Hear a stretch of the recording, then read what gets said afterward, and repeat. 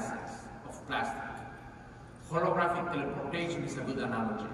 We create something called volumetric video by taking thousands of layers of video, put it together to create volume, to create a three-dimensional representation of a person.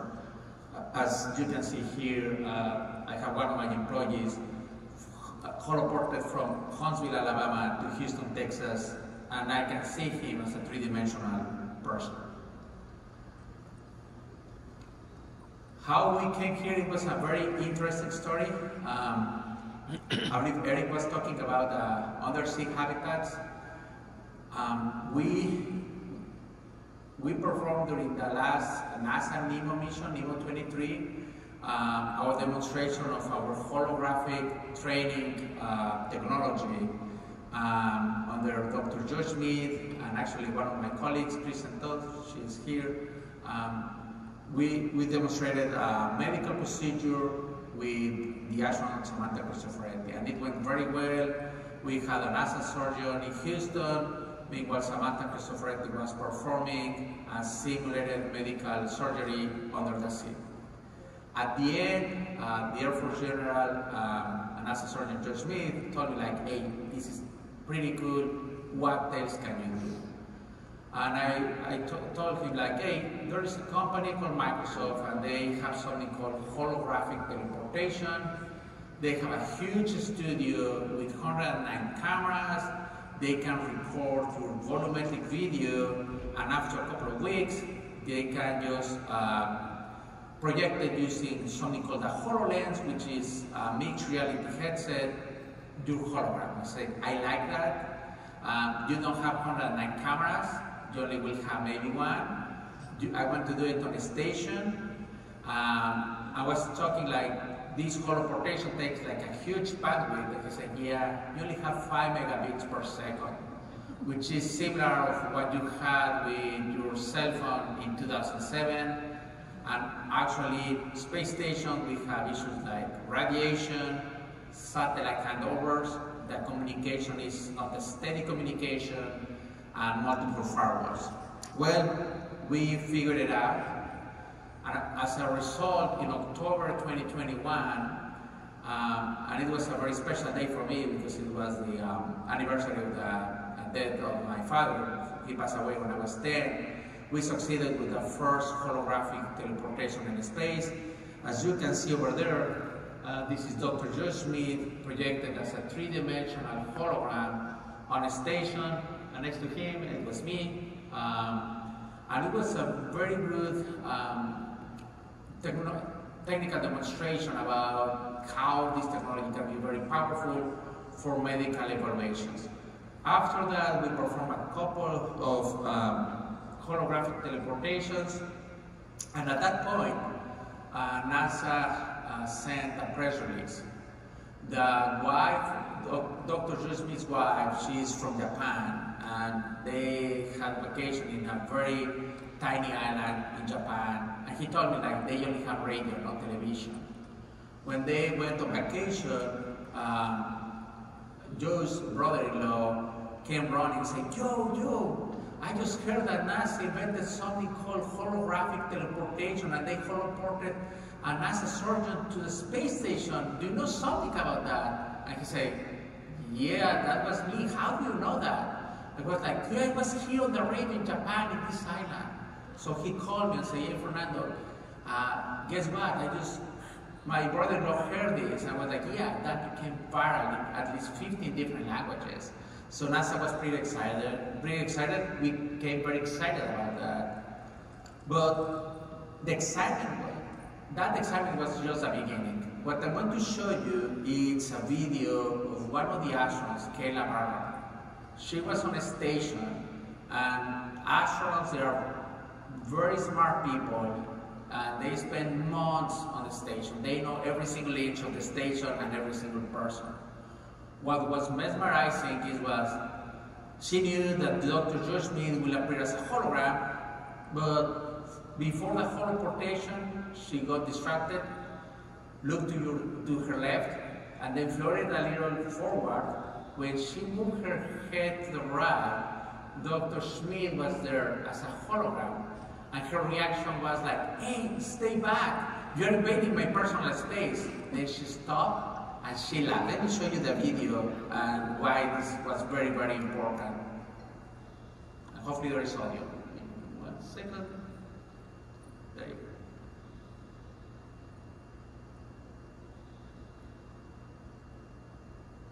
Recent station reporting that I can now hear audio. The hologram image, however, has gotten really, really close to me. Didn't know a hologram could invade my personal space, but it's happening. And that was an aha moment for the Human Health Performance Division, because they told us, well, if in her mind for a second she believed that the doctor was there, this is powerful, this is beyond any other technology, because the brain can believe that the person is there. It's a more immersive or intimate experience. Then I remember early by December 2021, we were celebrating, ready for the holidays, for Christmas, and I received a call, and I was like, oh, they're going to say congratulations for your holoportation. I know it was like, hey, there is a mission, and there is a company called Axiom, and they're going to send the first mission to space station called Axiom 1, first commercial mission with all private citizens as astronauts at space station. I was like, okay, that's good. And they want to perform a two-way holoportation, so they want also to holoport an astronaut from a station to the ground, and someone from the ground to the station at the same time. And I was like, yeah, okay, that's good. We need to fly hardware, we need to write more software, it's going to be a challenging, but yeah, when do you want that? And say April. I was like, okay, April 2024, 2025. And they told me, no, it's going to be April 2022. You have like literally like 3 months to do it. And the story was pretty exciting because 4 times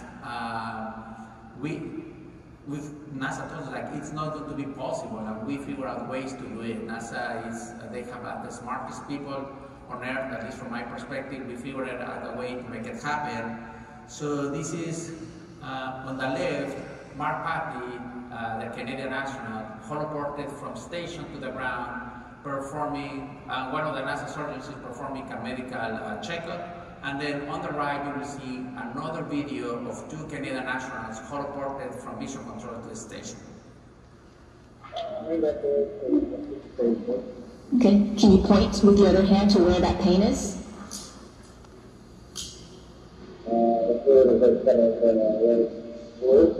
Okay. And then the second one. Oops. The second one didn't play, but the second one are the 2 astronauts actually holoported from mission control to the space station. And it was super cool. NASA gave us an innovation award, which was pretty cool. And then Joe came again and told me, well, what else can we do?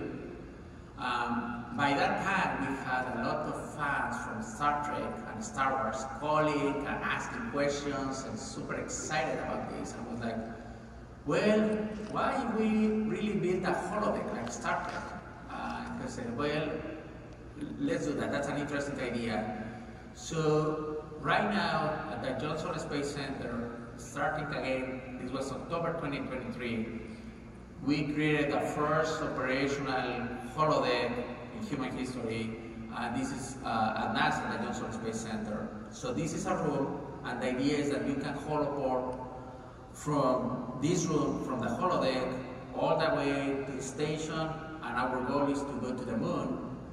And then the second goal is hopefully during Artemis 3, we can fly enough equipment so you can holoport anyone from the moon to the holodeck.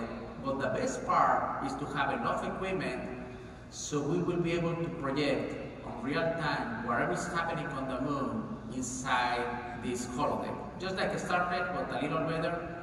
So you have a subject matter expert, a surgeon, a family member of the astronauts, or a politician. They can just walk in and figure out what's happening on the moon in real time. We're working on ways to make it in a way that you don't require glasses. In previous teleportations, where we always use like glasses like the HoloLens or the Vision Pros, we are finding ways to do it without the glasses. I will show you a quick video about holoportation in action. This was recorded, I believe, like 2 years ago, which was pretty interesting. That technology is evolving every 2 weeks. Now the resolution is way higher, but this will give you an idea. Yes, please. Hey, Nathan, how are you today? Hi, Fernando. Doing well. How are you? Great, thank you. Hey, I'm in Texas. Where are you right now? I'm here in Huntsville, Alabama. Oh, so nice to see you. I can see you. I can touch you, touch your shoulder. So what do you want to show me today? Well, next to me, I have a 3D model of an animal cell. I was thinking I could point out some parts of it to you and explain a little bit about what they do. So right here, this red bit is the nucleus. It contains the genetic information of the cell. The very center of it is the nucleolus. And that creates these ribosomes, which are sprinkled throughout the cell. These ribosomes create protein, and they're connected to this bit here. I was reviewing my lessons. I know that here is the nucleus. It's the on the core is the nucleus. I forgot where is the mitochondria. Can you please point me? Where is the mitochondria?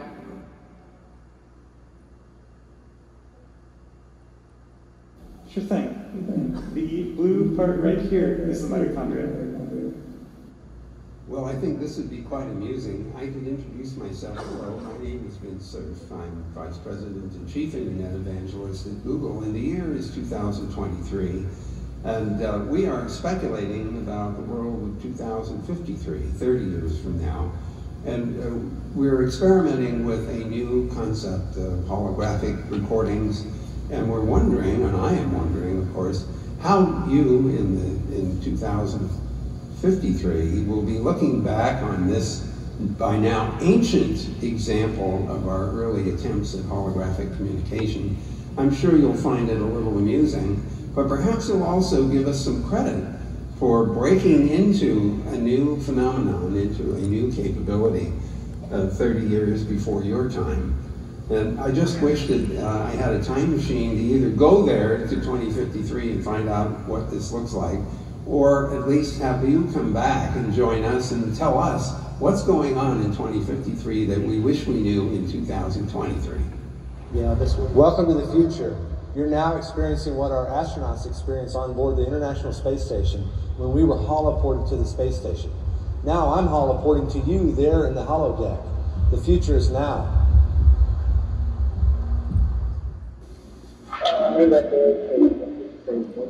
Okay, can you point with your other hand to where that pain is?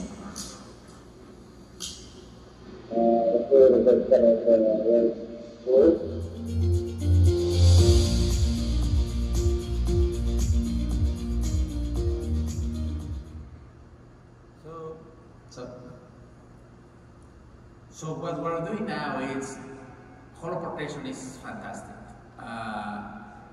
And we are trying to incorporate more stuff like haptics. You can visualize the hologram, they can see you in a three-dimensional space, you can feel the hologram with haptics, but let's be honest, this technology is extremely expensive. So we came with the idea of make it completely accessible for anyone. And to make it accessible, we came with the idea of make it this device-agnostic. So I have here my business partner that is over there. We created a company called Llaca to make this technology completely commercially available for anyone. And if you don't have the HoloLens or the Vision Pro, which costs like $4,000, and that Microsoft Kinect camera, our technology allows you to use this camera, your cell phone, to capture a hologram. And to visualize the hologram, you can use anything from mixed reality, any augmented reality device, the new Oculus Quest 3, which costs $400, virtual reality devices, an iPhone, an iPad, or an Android device. So right now, we are pushing updates every 2 weeks. We made this available in August of 2023 for anyone. Actually, you can download the app. It's called HoloConnect from that QR code. And it's available for anyone because we really believe that we can transform the lives of people. This can help a lot of people connecting. I can see deployed personnel overseas just connecting with people, or having someone in a remote area in Ohio and have one of the best surgeons from the Houston Medical Center holoporting there. There are a lot of ways to help people. So that's what we're trying to do, is just moving progress through space exploration and also make it available for anyone, make it available for you. Pretty much that's it. I believe we have some time for Q&A. Yes, we do. We have several questions. What is the difference between your technology and virtual reality? Also, do you plan on not requiring glasses to view the holograms? Those are very good questions. So, because it's device agnostic, we are working with devices that do not require glasses. And the difference with virtual reality is my technology works with virtual reality, but virtual reality, literally what I have is a computer screen covering my eyes. I'm inside of a computer-generated environment. And then what I have are computer animations. With my technology, what you can do is interact with your environment. I can see you, I can see my environment, but I also can see the holograms of other people, but also machines, devices. Let's see, my car engine is broken. You can put your cell phone and it will create a lifetime representation of your engine, and I can holoport over your engine and say, yeah, just move this spark plug because it's a little loose. So essentially, it's different because you can still interacting with your environment and at the same time interacting with the holograms of other people or objects. Can visually impaired individuals see holograms? That's more a question. It depends on how impaired. So if they are completely blind, I believe that's more a question for the new device from Elon Musk that will be hooked to the brain. If they have some level of impairment or they can see something like shapes or colors, potentially yes, but it really depends on what level of disease or blindness do they have. Does your technology have the ability to be used for commercial purposes like media or publicity? Well, yes, we have a couple of commercial customers, not yet for media. I only have a YouTube channel, which actually is HoloConnect. We won an award from YouTube, which was very popular. But we're exploring ways to use it. Technology has been out for about 4 months, and we're trying to explore ways for people to use it. So if you want to suggest something, let us know. Also, if you want to suggest us for an improvement, every 2 weeks we push a new update. And that is all the time that we have today, but thank you so much. Thank you.